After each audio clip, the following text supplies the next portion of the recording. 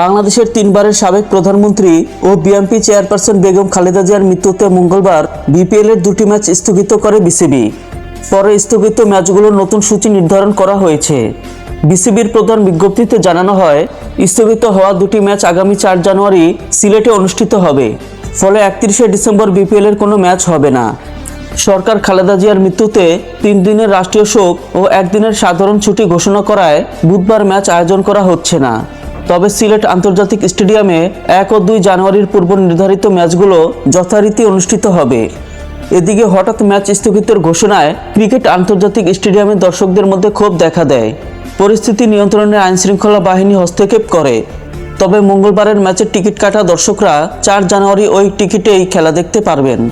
উল্লেখ্য, খালেদা জিয়ার মৃত্যুতে মঙ্গলবার নির্ধারিত সিলেট টাইটান্স বনাম চট্টগ্রাম রয়্যালস এবং ঢাকা ক্যাপিটালস বনাম রংপুর রাইডার্সের ম্যাচ দুটি বাতিল করা হয়েছিল।